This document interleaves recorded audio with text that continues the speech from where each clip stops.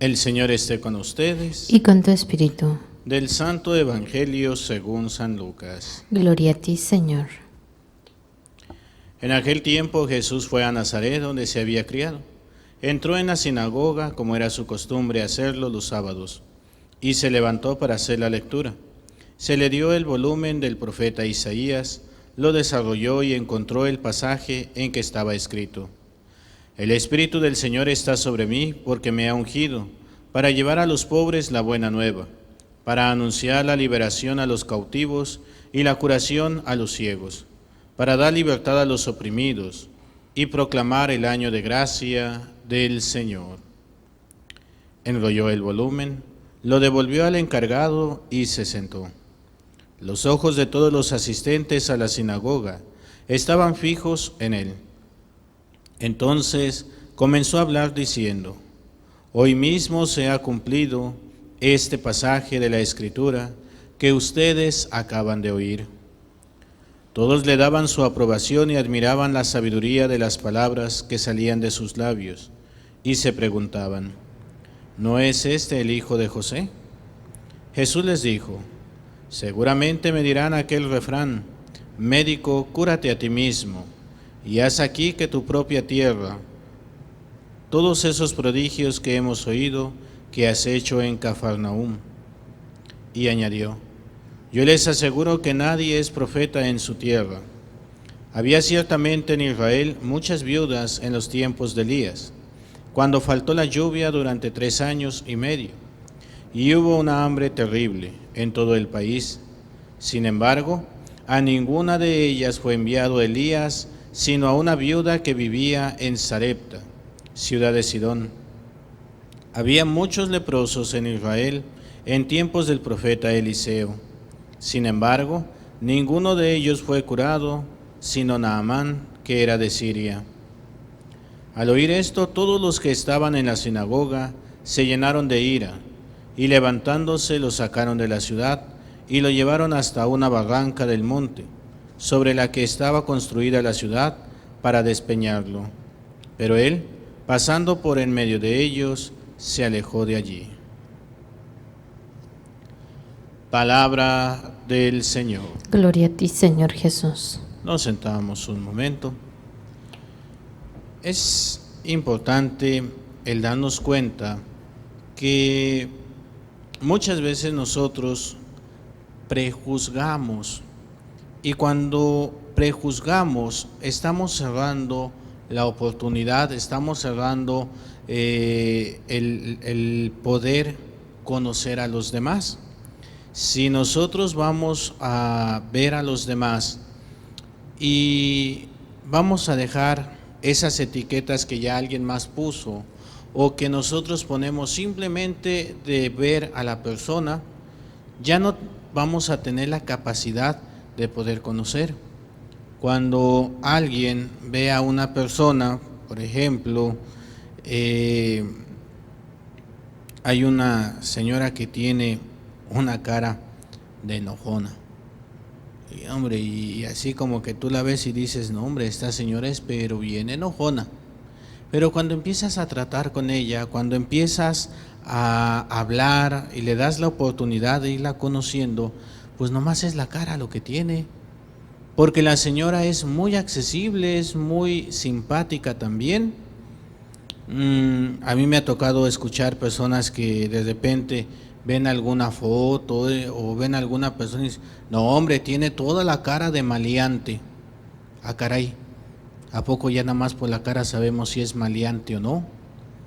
Por ahí en el Face vi el otro día un video donde despreciaban a un muchacho nomás porque era moreno, era como que extranjero, y pues se veía de un vestir pues no de gente acomodada, sino más bien de gente necesitada.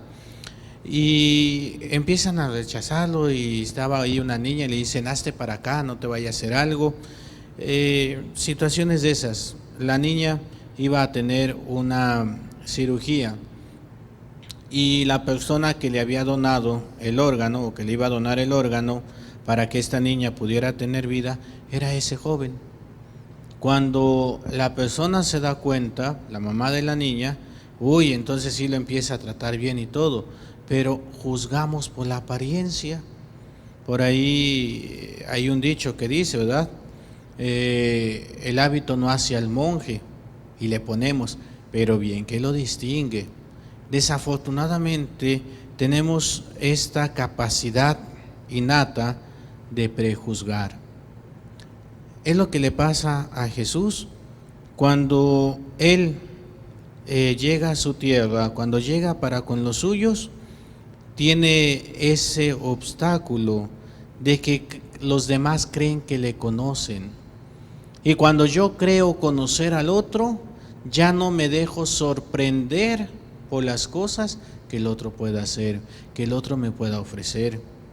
Véanlo, por ejemplo, en sus matrimonios, los que están casados.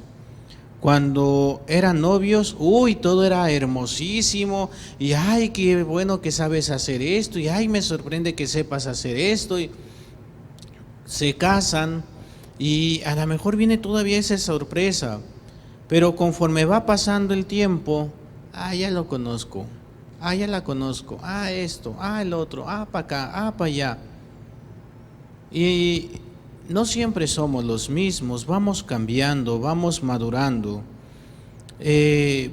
Mentira que digan, ¿verdad? No, sigue siendo el mismo con el que me casé. No, pues entonces está enfermo, o no sé, ¿verdad? Se estancó, porque todos vamos madurando. Ya no es con el mismo que me casé o con la misma que me casé.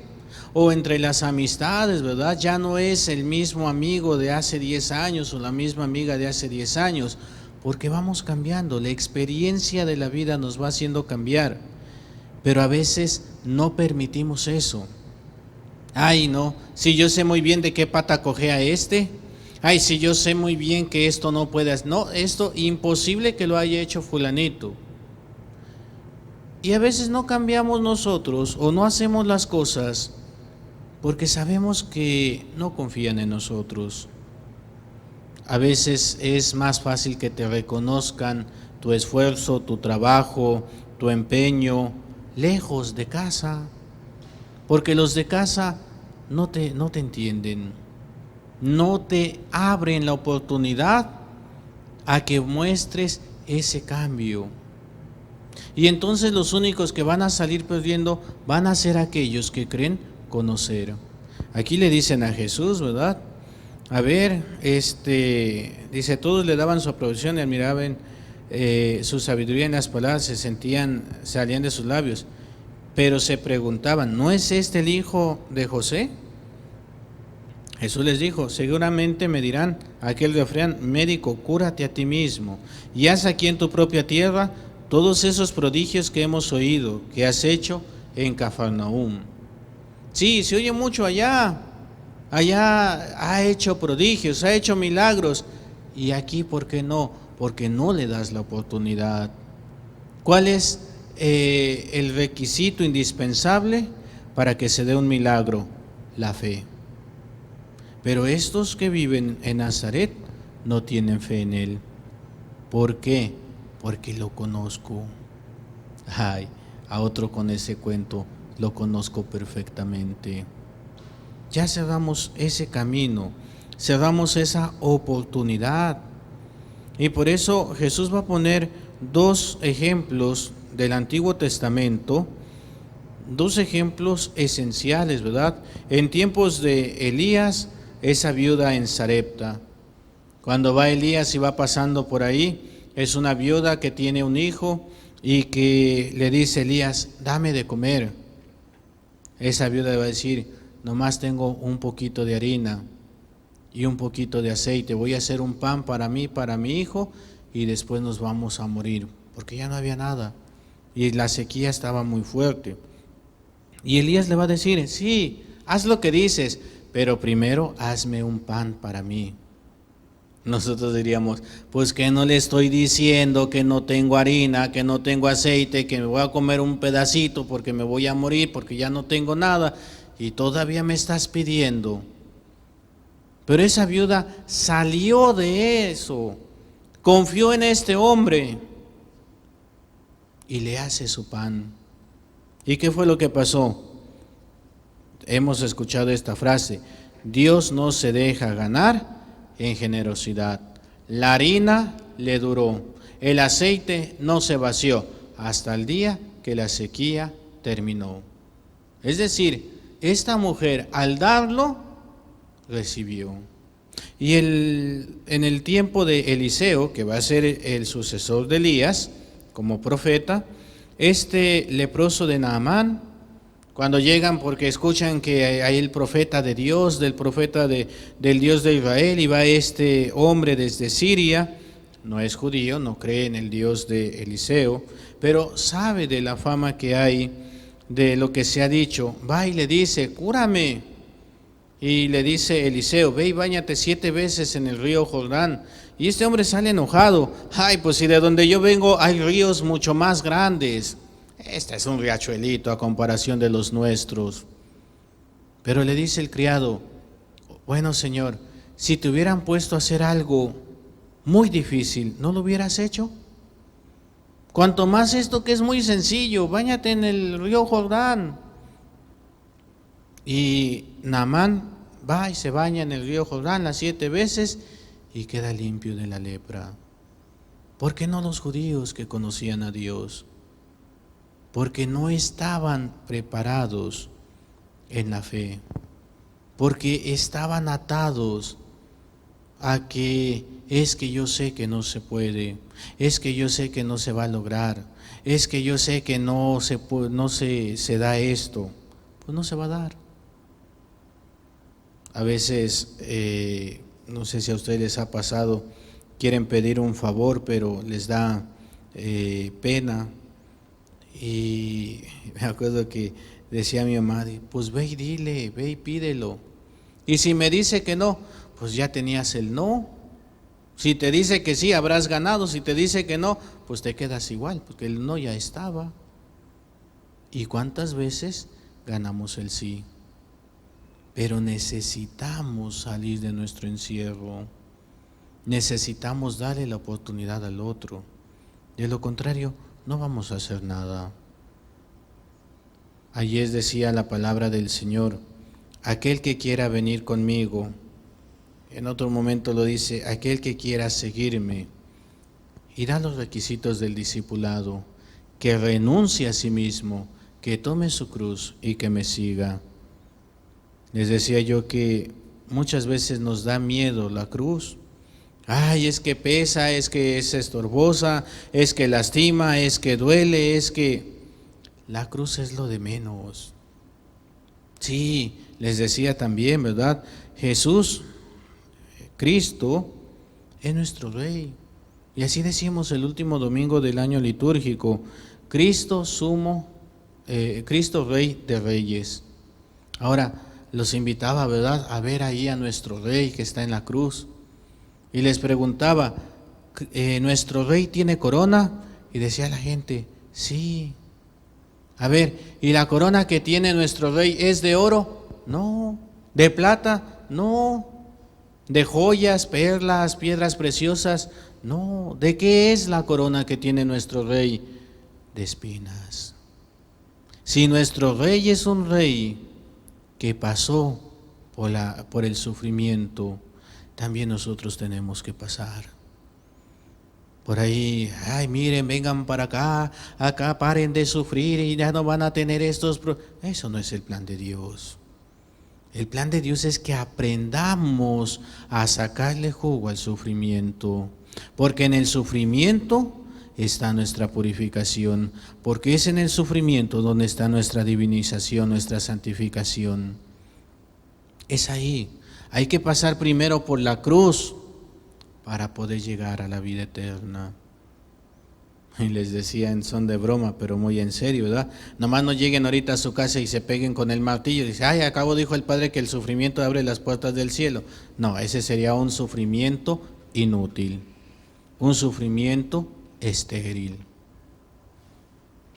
Me acuerdo ahorita de un video que hicieron viral y estaba una muchacha, yo creo unos 17, 20 años. Y hay un Pancho que estaba haciendo, ay, pero ¿por qué? No, es que así no, ay, pero es que... Y la mamá dice, y los otros estaban, dice, el que estaba sacando el video, dice, ya hombre, es una telenovela, ay, pero lo mataron, ay. Pues sí, está sufriendo como loca, ¿para qué? Para nada. Nos tienen a veces en las películas, uy, está uno sufriendo y está haciendo nervios y está haciendo coraje. ¿Para qué? Para nada. No sirve de nada. ¿Por qué? Porque es una telenovela, es una película, ya está todo ahí resuelto. Aquí estoy viendo una familia y le podría preguntar a esta mamá, ¿a poco no el sufrimiento, el dolor, el desespero de dar a luz a sus hijos, ¿a poco no vale la pena? Ese sufrimiento, y me imagino, digo, nomás llego a imaginarme, ¿verdad? Dolores ya de veras. Dicen que si los hombres fuéramos los que pariéramos, nomás no habría niños, ¿verdad? Ese sufrimiento es un sufrimiento que da vida.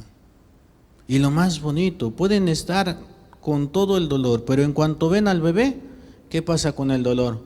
Se olvidó, porque está la alegría de ver al retoño, de ver ese amor hecho carne. Ese es el sufrimiento de Dios, el que Dios nos ofrece. El ir llevando la vida, el ir llevando los problemas, el ir llevando todo lo que la vida nos va deparando. Pero sabemos que es un sufrimiento que da vida, vida eterna, para mí y para los que Dios me ha encomendado. El sufrimiento no es lo más difícil. Lo más difícil, el paso más difícil era el primero. Renuncia a ti mismo. Cuando nos dicen, vas a hacer, pues es que yo lo hago así. No, Señor, se va a hacer como Dios quiere. Ay, pero es que yo siempre lo he hecho así, me sale bien. Sí, pero es tu método. Ahora vas a usar el método de Dios. No es, aquí yo soy Juan Camané y mis chicharrones truenan. No, aquí el importante es Dios y se va a hacer lo que Dios quiere. Y cuando hacemos esto, entonces le damos la oportunidad a Dios de maravillarnos. Ahorita con esta situación de la pandemia y con este virus y con toda esta situación, pues a mí me encerraron allá en la parroquia donde estoy sirviendo. Cumplimos la cuarentena y no salíamos y todos los días de la casa a la parroquia, de la parroquia a la casa, pero era hacer las cosas que Dios quería. Yo muchas veces ya quería salirme de la casa y ir a platicar a ver con quién, porque eso de estar encerrado y ay Dios mío, pero ofrecerlo. ¿Y qué era lo que hacíamos? Limpiar el templo. Algo que me sorprendió mucho del padre del párroco. Pasó la fiesta patronal en medio de la pandemia y se arregló, no aquí sino allá en la parroquia de la Gloria, se arregló como si fuera a venir la gente, se le puso los arreglos florales, se innovó con el santo, para San Antonio de Padua, y todo muy bonito. ¿Y de dónde salió el dinero para las glorias? Pues si no hay entradas, ¿verdad? La gente, ahí está, Padre. Ahorita para abrir, pues se necesita también, es costoso el abrir las iglesias, ¿eh? Ustedes no están para saberlo ni yo para chismorrearlos, no le vayan a decir a nadie, pero se tiene que sanitizar, se tiene que limpiar, se tuvo que comprar termómetros, se tuvo que comprar tapetes, se tiene que comprar el sanitizador y todo eso, y eso cuesta.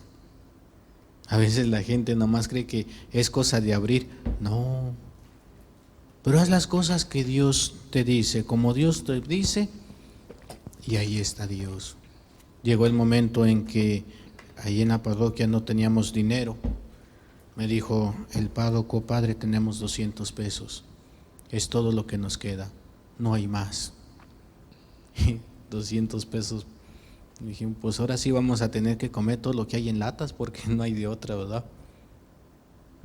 Eso fue el viernes. El sábado fuimos a arreglar la iglesia. Todavía no se estaban abiertos los templos, pero pues ya se había dicho que se iban a abrir. Nosotros se nos mandó el mensaje de sanitizar, limpiar, preparar, y pues las compras para poder tener todo listo, y sin dinero, con 200 pesos. El domingo, después de la misa, se abría la iglesia para darles la comunión nada más a la gente, y entre eso pues la gente daba ahí un poquito de ofrenda, un sobrecito, y con ese sobrecito logramos pagar todo. Me acuerdo que pues estaba sorprendido el padre, los seminaristas que estaban ahí con nosotros, y ese día me tocó celebrar a mí. Y la homilía, aunque era la multiplicación de los panes, la fui llevando por la multiplicación, pero hablando más sobre busca primero el reino de Dios, lo demás viene por añadidura. Y ese día Dios respondió. Me acuerdo que dije una mala palabra, ¿verdad? Pero en ese afán de alegría, lo voy a reducir, voy a dejar otra, ¿verdad? ¡Qué fregados! Pues ¿qué no fue lo que dije hoy en la homilía? Busca primero el reino de Dios, lo demás viene por añadidura.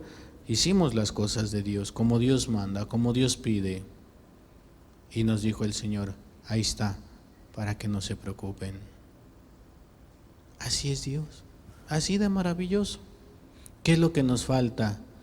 Salir de nuestro encierro, salir de nuestra incredulidad, darle la oportunidad a Dios.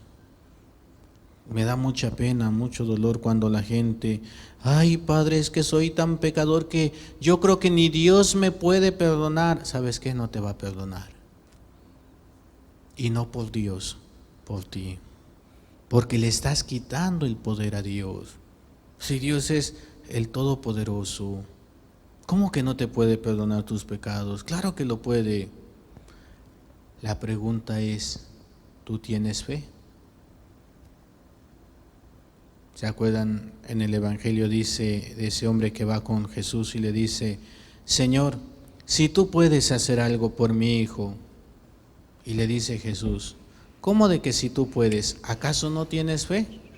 La respuesta hermosísima de este hombre, Señor, creo, pero auméntame la fe. Esa es nuestra oración que tendríamos que hacer todos los días, para con Dios, pero también para con nuestro prójimo. Creer y darle la oportunidad. A lo mejor nos fallan, claro que sí. A lo mejor no hacen lo que esperábamos, puede ser, pero dale la oportunidad, porque en una de esas te va a sorprender. No nos quedemos en nuestra soberbia, pidámosle al Señor la humildad. La humildad es saber reconocer nuestra pequeñez y la grandeza de Dios en nuestra vida, en nuestra familia, en nuestra comunidad. En el nombre del Padre, y del Hijo, y del Espíritu Santo. Amén.